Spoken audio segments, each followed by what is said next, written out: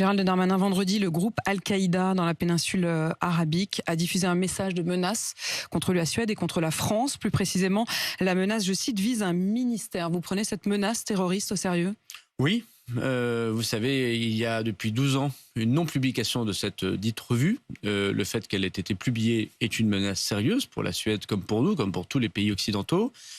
Le ministère est un objet, mais ça peut être bien évidemment beaucoup d'autres endroits. On l'a vu dans tous les attentats qu'on a connus. On en a déjoué 47 depuis que le président de la République est président de la République. 15 ont malheureusement abouti. Et la menace terroriste, elle a toujours, je l'ai toujours dit, été très prégnante. Qu'elle s'agisse des islamistes, Daesh ou Al-Qaïda, comme vous l'avez dit, qui peut aussi s'agir de l'ultra-droite ou de l'ultra-gauche de façon plus petite, mais quand même important. On a déjoué 10 attentats d'ultra-droite, par exemple. Et donc, il faut que nous fassions très attention à tout moment, dans tout lieu. Et c'est ce que font les services de renseignement français. Tous les 2 mois, la DGSI, nos services de renseignement intérieur, déjouent un attentat. Vous en parlez peu, parce que les choses se font discrètement, mais ils protègent chacune et chacun des Français. Gérald Darmanin, il y a plusieurs écoles qui ont été fermées ponctuellement hier à cause d'alertes, justement, des alertes qui ont été prises suffisamment au sérieux pour fermer ces écoles, notamment dans la région de Rouen, mais aussi dans le Val d'Oise, dans les Yvelines, en Seine-Saint-Denis, en Essonne, avec des messages du genre « on va venir détruire votre école de Couffard ». Ces menaces, vous les prenez là aussi très au sérieux. Elles sont nombreuses, plus nombreuses que d'habitude ? Elles sont aussi nombreuses que d'habitude, malheureusement. C'était le cas aussi l'année dernière, où il y a des menaces qui sont envoyées dans des écoles. Et effectivement, à chaque fois, avec le ministre de l'Éducation nationale, avec Gabriel Attal, notre protocole, c'est de prendre toutes ces menaces au sérieux, même si elles sont répétitives. Cependant, les forces de police enquêtent. Et là, nous avons interpellé depuis 2 jours 4 personnes différentes, dans 4 endroits différents, qui menaçaient 4 collèges ou lycées différents. Ils seront présentés devant la justice. Et nous espérons qu'ils seront condamnés des peines fermes, puisque je veux dire à ceux qui font ces menaces, souvent peu sérieuses, mais qui mobilisent évidemment des forces de police, jusqu'au jour où c'est comme tirer le loup. Il y a une vraie menace qui arrive, c'est évidemment quelque chose qui doit être combattu et condamné. Les terroristes peuvent-ils utiliser les flux migratoires ? Les terroristes, c'est une de vos craintes. Les terroristes, on l'a vu dans les attentats précédents. Ça avait été le cas voilà, de Salah Abdeslam, d'Abdelhamid Abaoud. Dans les années 2015-2016, en effet, il y a plusieurs façons de passer à l'acte quand on est un terroriste.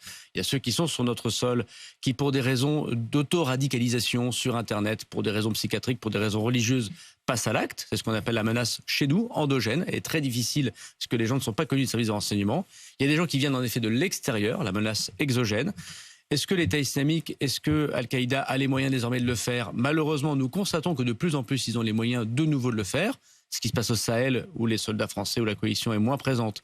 Ce qui se passe évidemment au Levant, ce qui se passe en Afghanistan avec les talibans, où des cellules se reconstituent malgré la promesse, si j'ose dire, qui avait été faite par les talibans. Et évidemment, je n'ai aucune espèce de sentiment positif pour les talibans. Nous pousse à penser que cette menace projetée, qui peut utiliser des flux migratoires, est possible. C'est pour ça aussi que nous avons une grande fermeté aux frontières. Et puis il y a des menaces peut-être nouvelles. Les menaces par drone. Lesquelles ? Les menaces par drone. Un drone chargé d'explosifs qui va sur une foule, sur un stade. C'est pour ça que nous avons beaucoup amélioré la technologie du ministère de l'Intérieur pour protéger les endroits, l'avenue du Pape, certains endroits évidemment. C'est-à-dire quoi ? C'est-à-dire qu'il y a des tireurs, d'élite spécialisés ? Un drone qu'on peut acheter sur Internet, chargé d'explosifs, même un petit explosif qui va sur une foule.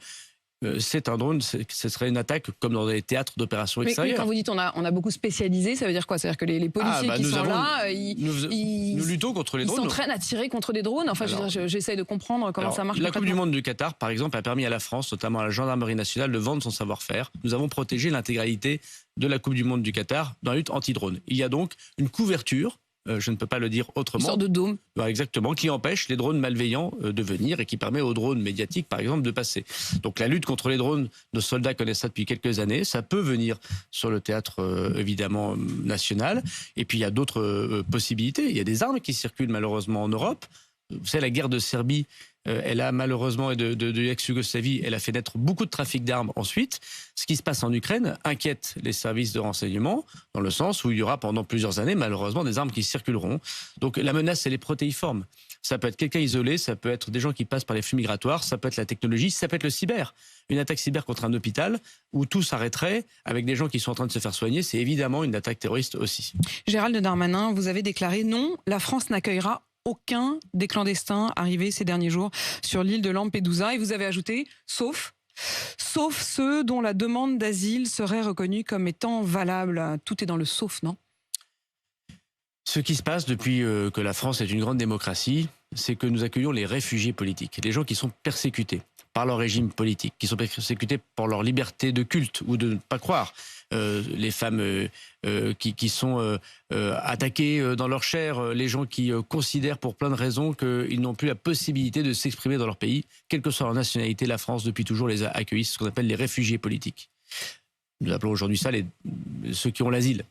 Et puis, il y a les migrants qui sont en fait des personnes irrégulières. Voilà, des personnes qui, pour des raisons économiques, que nous comprenons d'ailleurs très bien, il ne s'agit pas de leur jeter la pierre, bien évidemment, détournent la façon dont on doit arriver en Europe, c'est-à-dire pas par des voies légales, mais par des voies illégales, par des passeurs criminels, pour pouvoir venir sur notre sol européen. L'essentiel des gens qui sont aujourd'hui à Lampedusa, de ce que j'ai comme information de la part du ministre italien de l'Intérieur que j'ai rencontré en effet lundi, c'est que l'essentiel de ces personnes, pas 100%, mais l'essentiel de ces personnes sont camerounaises, sont sénégalaises, sont ivoiriennes, sont gambiennes, sont tunisiennes.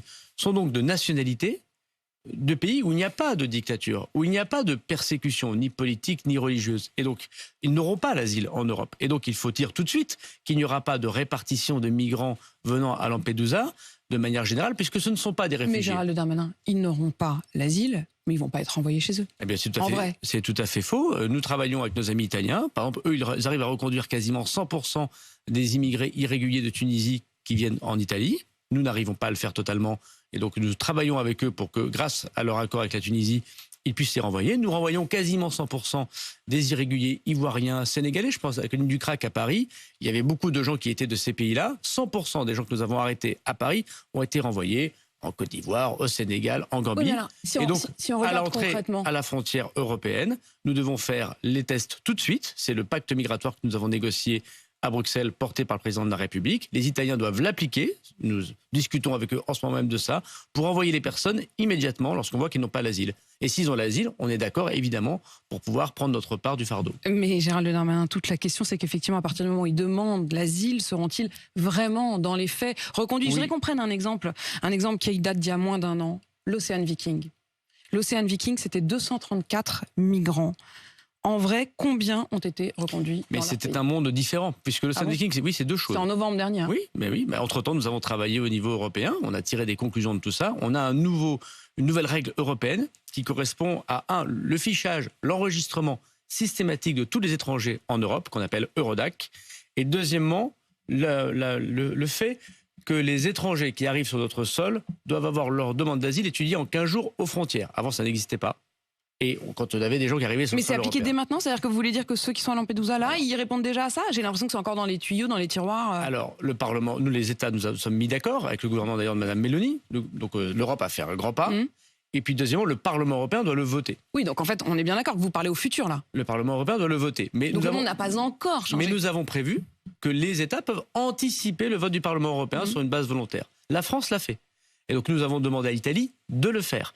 Et aujourd'hui, les Italiens peuvent organiser, alors il faut qu'on leur donne des moyens supplémentaires, la France est prête à le faire, on leur a dit, des policiers français, des avions français, ça peut être Frontex qui a proposé d'ailleurs son aide, ça peut être l'agence de l'asile, d'anticiper le vote du Parlement européen pour faire les demandes d'asile à la frontière sous 15 jours. Mais je vous repose la question, Gérald Darmanin, les 234 migrants qui étaient arrivés par l'Ocean Viking, ils sont où aujourd'hui? Alors une partie a été expulsée du territoire national parce qu'il y en avait quelques-uns qui avaient des problèmes dits de sécurité, c'est le cas d'une dizaine de ces personnes. Il y avait 44 mineurs, là les mineurs c'est une décision de justice, donc je ne peux pas répondre à cette question puisque ce ne sont pas les préfets. Et les autres, une grande partie malheureusement sont partis en Allemagne.